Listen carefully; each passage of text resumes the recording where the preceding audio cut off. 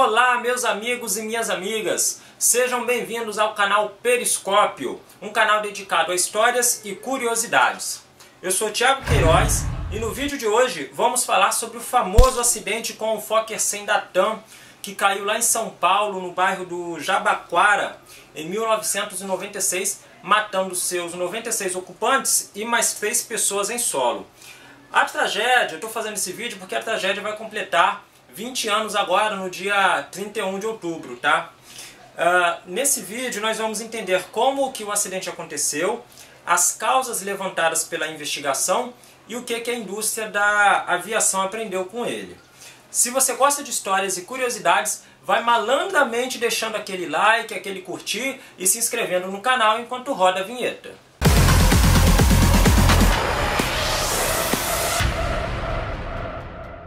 Bom pessoal, como eu falei, agora no dia 31 vai fazer 20 anos que aconteceu esse terrível acidente que chocou o Brasil na época. Provavelmente muitos de vocês devem se lembrar. Eu, por exemplo, me recordo que eu tinha 7 anos na época. Isso foi de manhã, bem cedinho. E eu lembro que o que mais me chocou foi ver um repórter que cobria o caso chorar durante a exibição de uma matéria. Chorar enquanto o caso era coberto ao vivo pela imprensa. Então é justamente em homenagem às vítimas desse acidente que nós vamos conhecer melhor essa história e saber as lições que ela deixou. Então vamos começar falando do acidente. Pessoal, o acidente naquela fatídica manhã de 31 de outubro de 1996 foi com um aparelho chamado Fokker 100. Ele era fabricado pela Fokker, por isso esse nome, Fokker 100, e que era um avião de alta tecnologia, tinha tecnologia de ponta, era o que tinha de mais moderno em termos de aviação naquele momento.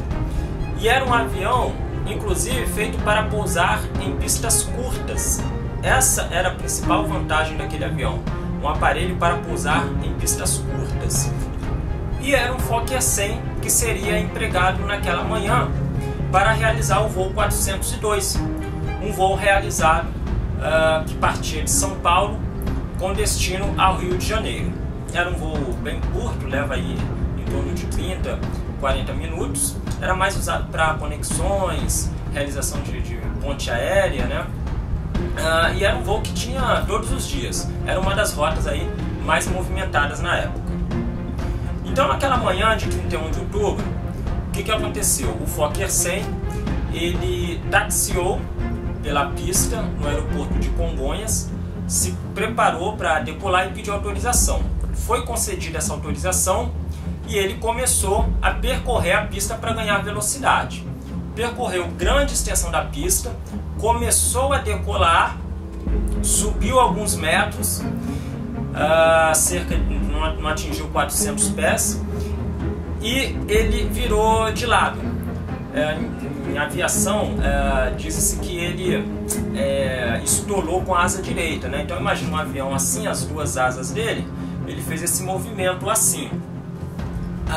Ele afundou em direção às casas no bairro do Jabaquara e atingiu diversas casas, tendo danificado mais gravemente 10 delas, tá? Então primeiro ele bateu com a asa num prédio, onde ele destruiu boa parte da fachada e do telhado, e ali fez a sua primeira vítima também. Tinha um pedreiro trabalhando ali naquele momento no reparo do telhado e acabou morrendo carbonizado. Esse prédio ficava na rua Jarupari. Em seguida ele foi em direção à rua Luiz Orsini de Castro, que foi onde fez o estrago maior. Ali primeiro ele atingiu mais 2 casas na fachada também, isso já lembrando sem a asa direita, né, que havia ficado no sobrado que ele atingiu lá na rua Jarupari. Ele atingiu de lado ali com a fuselagem mais 2 casas, e depois virou de cabeça para baixo. Ele entrou com a fuselagem em mais 3 casas, e ali ele explodiu, a fuselagem se abriu. Foi no momento em que provavelmente morreram todos os ocupantes, e praticamente destruiu totalmente essas 3 casas. E mais 4 casas foram severamente atingidas quando o cockpit, a cabine dos pilotos, avançou pelo interior de mais 4 casas, destruindo também tudo que encontrava pelo caminho. Essa rua, a rua Luiz Orsini de Castro, ela é uma ladeira, é uma rua íngreme. E o Fokker 100 caiu mais ou menos ali no topo dessa ladeira. Como ele havia acabado de decolar, ele estava com os tanques cheios de combustível. Então, imediatamente após a explosão, começou a descer pela rua como uma lava de vulcão, aquele combustível em chamas, queimando tudo que encontrava pelo caminho, residências, automóveis, postes, fiação elétrica, tudo que tinha pelo caminho naquela rua abaixo ali, ele foi queimando, né? Principalmente os carros. Então foi um voo muito curto, de 24 segundos, decolando às 8h26 da manhã do aeroporto de Congonhas, e o avião caiu a aproximadamente 2 km de distância do aeroporto. Então ele basicamente decolou, apresentou algum problema e caiu, provocando toda essa tragédia, né? Além dos 96 ocupantes e do senhor que trabalhava no reparo do primeiro imóvel que ele atingiu, também faleceram mais 2 pessoas que estavam em uma das outras casas que ele atingiu. Então, no total, faleceram uns 90 passageiros, 6 tripulantes e mais 3 pessoas em solo, totalizando 99 vítimas. Imediatamente, então, após o ocorrido, a imprensa foi acionada. Então, o desastre passou a ser televisionado ao vivo, né? E chamou muito a atenção na época, eu lembro disso até hoje, os corpos, né? Como era uma emergência e não tinham onde deixar os corpos naquele momento, num local próximo, eles tiveram que deixar na rua mesmo. Então, os bombeiros começaram a colocar os corpos num comércio próximo ali, na calçada, perfilados um a um, cobertos por um saco preto. Então essa imagem impactou muito a mídia na época e se tornou uma das imagens mais emblemáticas do desastre.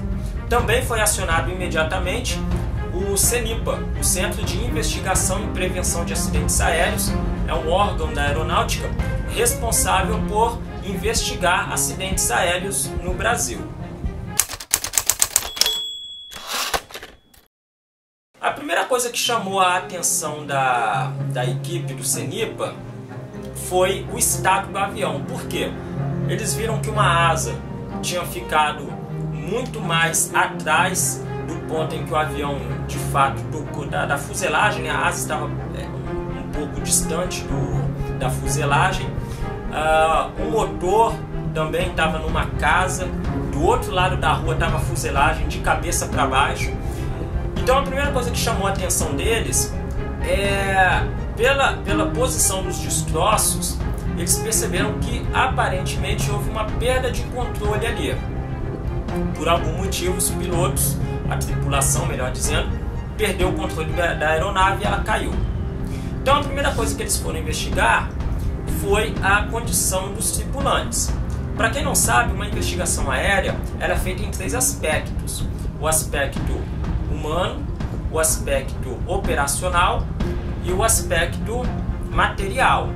O aspecto humano é a condição dos tripulantes, né? Então, se eles estavam descansados, se eles estavam com sono, se estavam sob efeito de alguma substância. O aspecto operacional, ele analisa o preparo da tripulação para lidar com aquela aeronave. Então analisa o treinamento, o que eles aprendem no treinamento, se após ser identificada a falha que gerou a causa, se a equipe tinha treinamento para aquela falha específica. Então é analisado o treinamento ao qual a tripulação é submetida. E por fim, o aspecto material analisa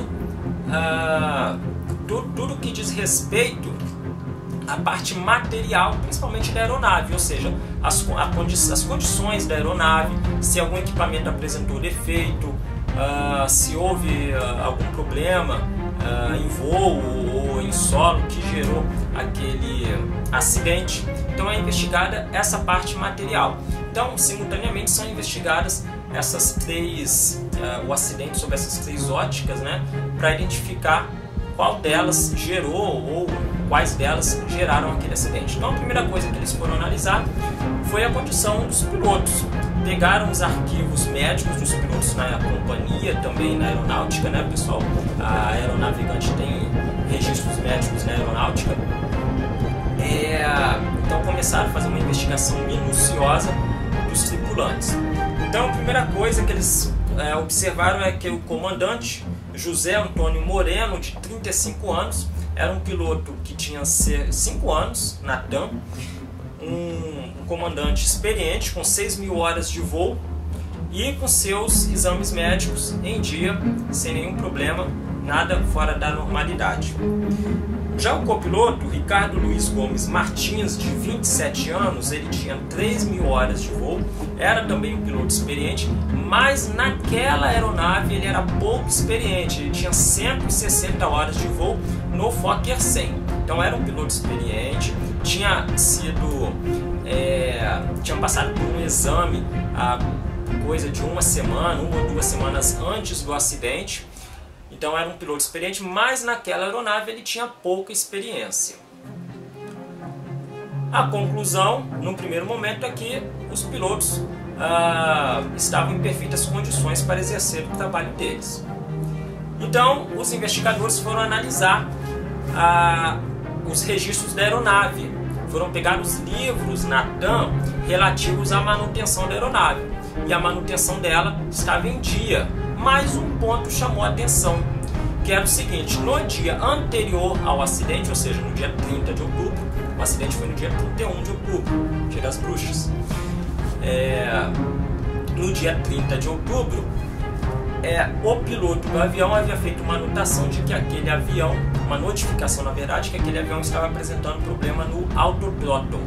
O que é o autothrottle? São 2 manetes que ficam no cockpit, onde o piloto, acionando esse autothrottle, ele, através de leituras de velocidade, temperatura, pressão, entre outros, ele calcula automaticamente, o próprio computador calcula a velocidade, a potência ideal dos motores para tirar o avião do solo.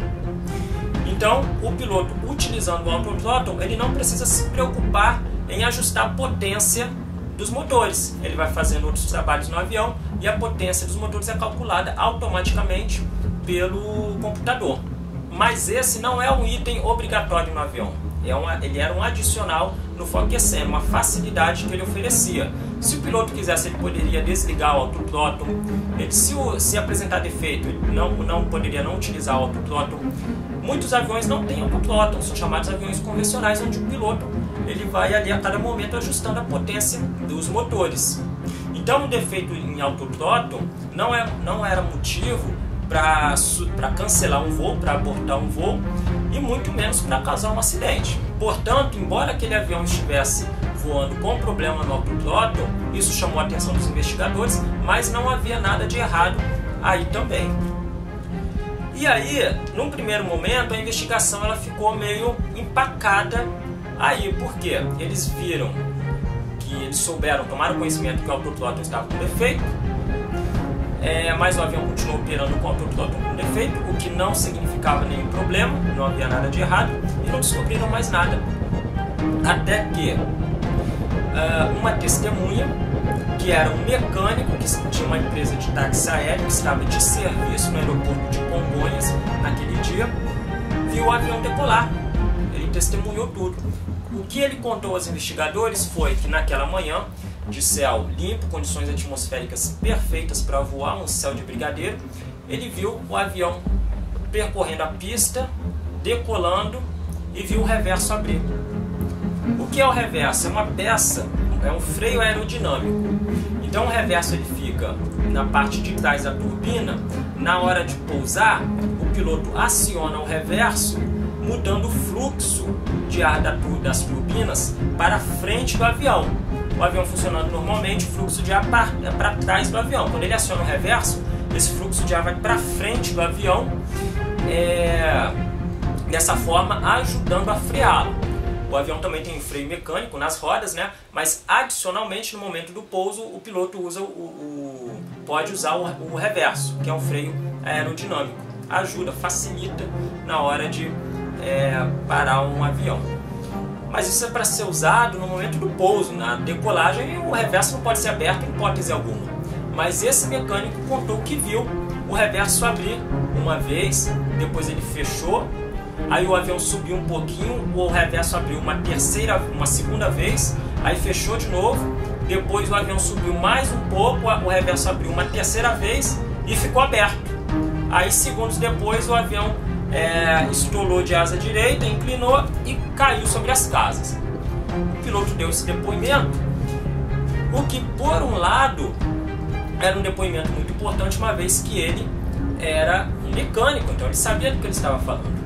Mas por outro lado, chamou muita atenção porque, segundo a fabricante do Fokker, da Fokker 100, né, a própria Fokker, a abertura de reverso em voo era basicamente improvável. A chance de um reverso abrir em voo é de 1 em 1 bilhão. Tanto que a Fokker informava as empresas, clientes dela que compravam o Fokker 100, que não precisava treinar os pilotos para a abertura de reverso em voo, por tão remoto que era ocorrer essa situação. A etapa seguinte foi fazer uma análise das caixas pretas. Para quem não sabe, o avião na verdade tem 2 caixas pretas, né? Uma para gravar os dados de voo do avião, então ele grava ali a altura, velocidade, os instrumentos que estão sendo utilizados no avião, né? O direcionamento que está sendo dado ali no manche do avião, a potência das turbinas, então vai gravando esses dados técnicos dos instrumentos e equipamentos do avião. E a segunda caixa preta é um microfone que fica na cabine gravando todo o som que é emitido dentro da cabine.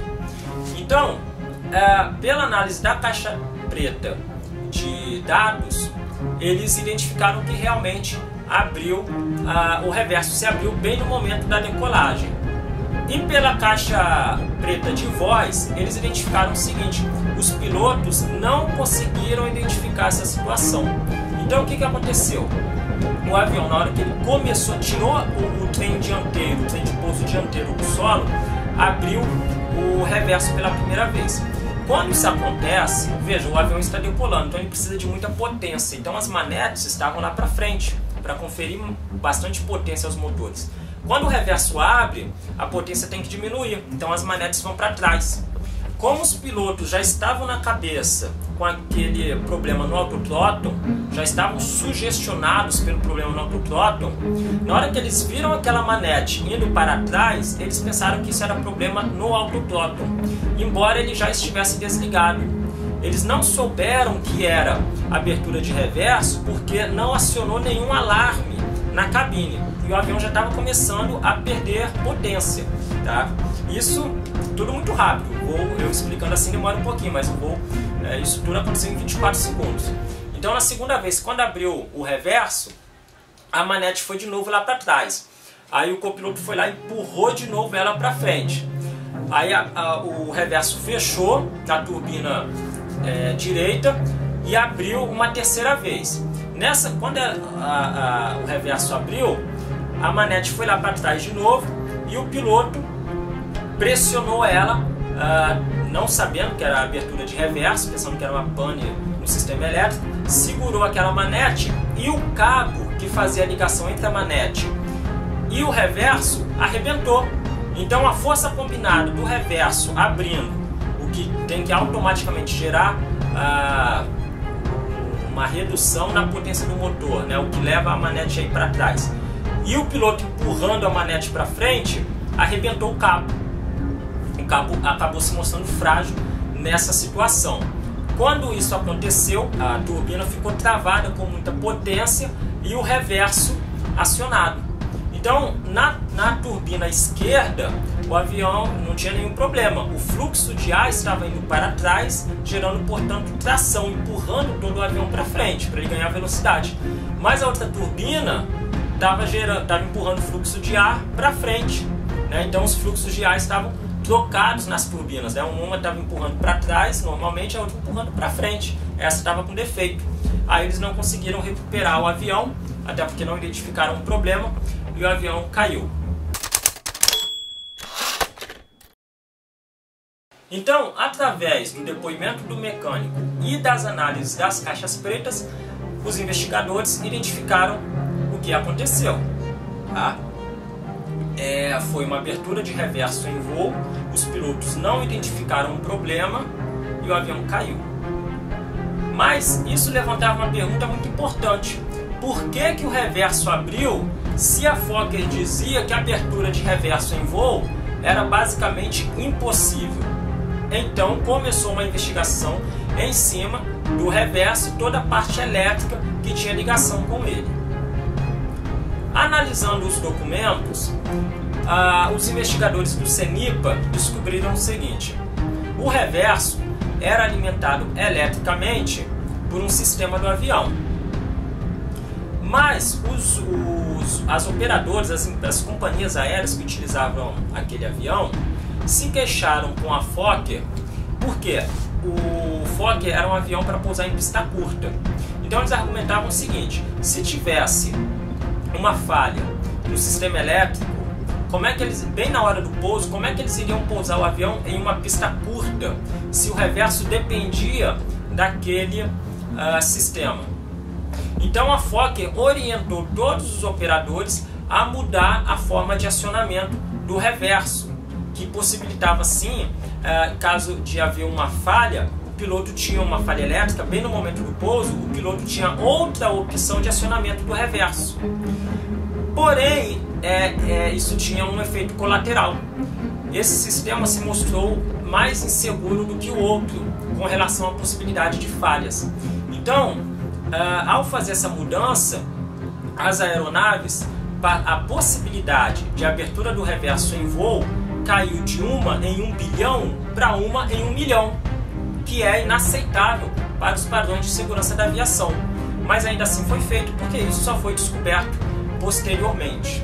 Logo, uma vez identificado que a causa principal da queda do avião foi a abertura do reverso em voo e o motivo da abertura do reverso em voo foi uma falha no sistema elétrico, eles passaram a investigar por que os pilotos não corrigiram esse problema. E eles descobriram que os pilotos simplesmente não eram treinados para esse tipo de ocorrência.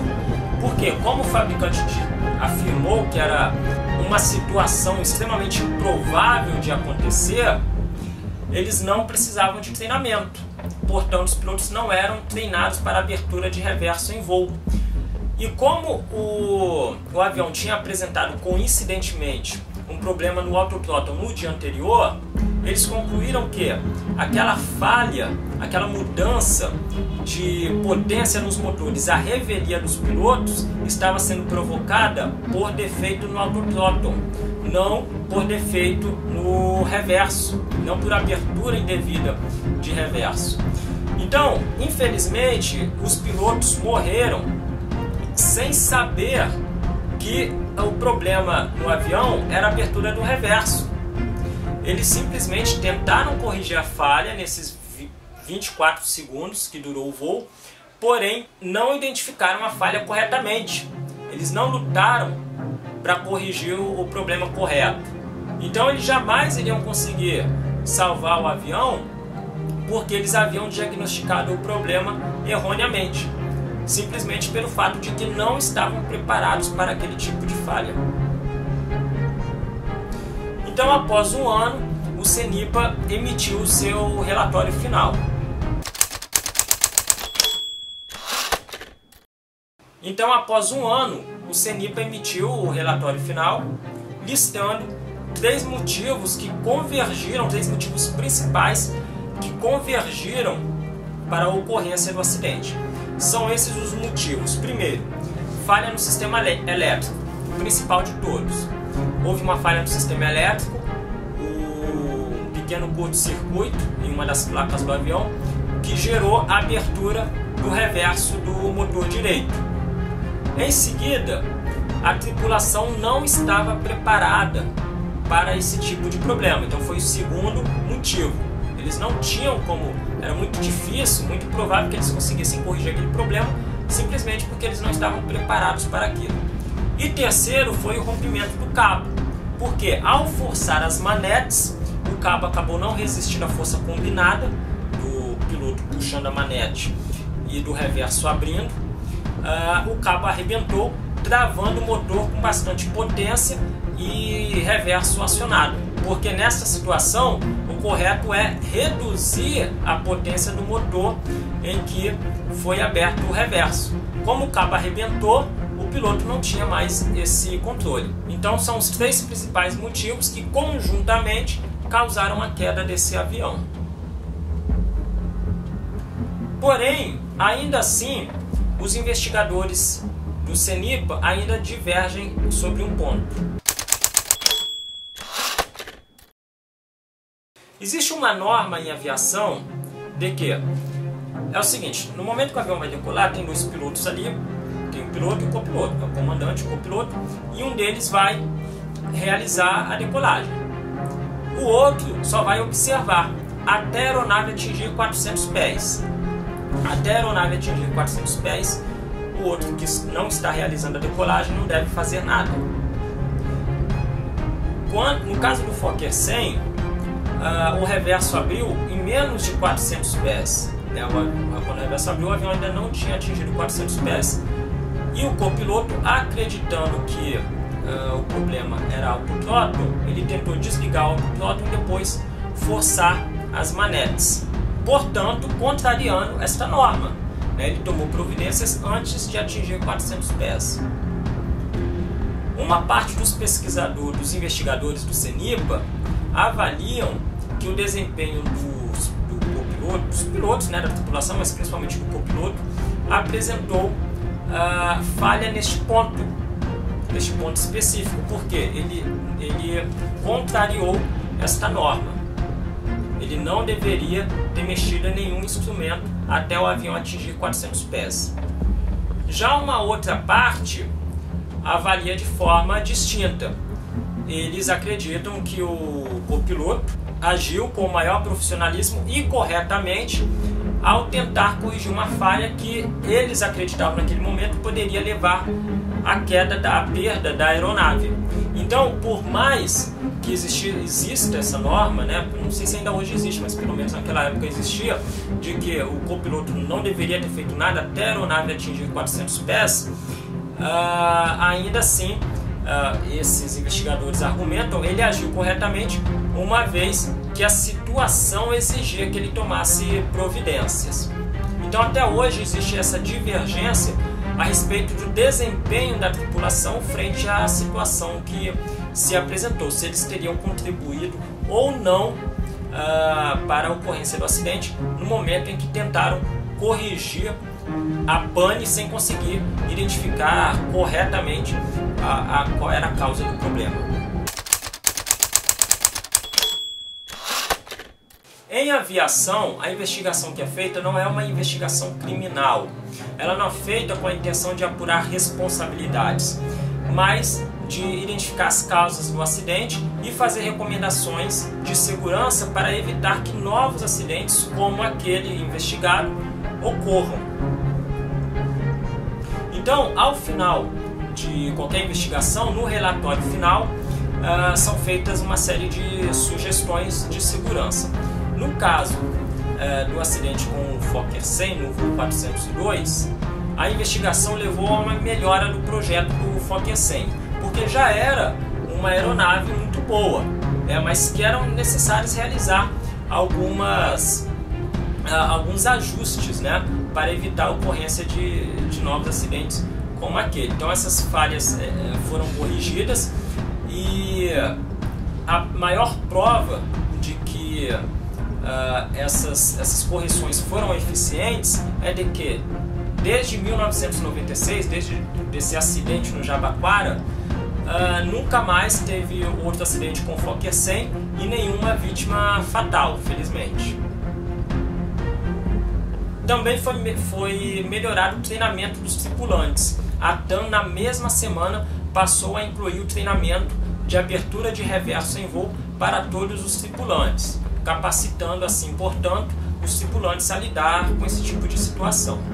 Uma outra consequência benéfica desse acidente, aí já não tem a ver com o CENIPA, né? Mas ainda assim é uma consequência positiva, que foi a criação da ABRAPAV, a Associação Brasileira de Parentes e Amigos de Vítimas de Acidentes Aéreos. Ela foi criada pela esposa de um cardiologista que faleceu no Fokker 100. Ela foi criada com o intuito de orientar e apoiar vítimas, parentes e amigos de vítimas de acidentes aéreos.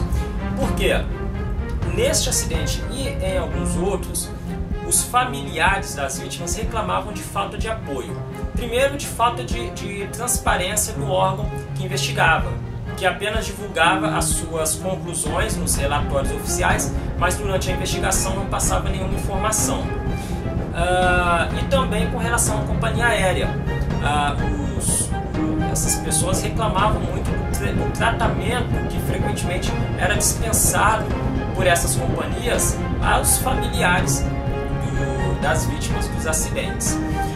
Então essa associação foi criada com o objetivo de acolher parentes de vítimas de novos acidentes e prestar apoio jurídico, psicológico e tudo o que tivesse ao alcance da associação, né? E ela tem feito esse trabalho, tem atuado aí em vários acidentes, apoiando vítimas de vários familiares de vítimas de vários acidentes desde 1996, e ela está operando até hoje prestando esse serviço. Então essa é a história do voo 402 da TAM.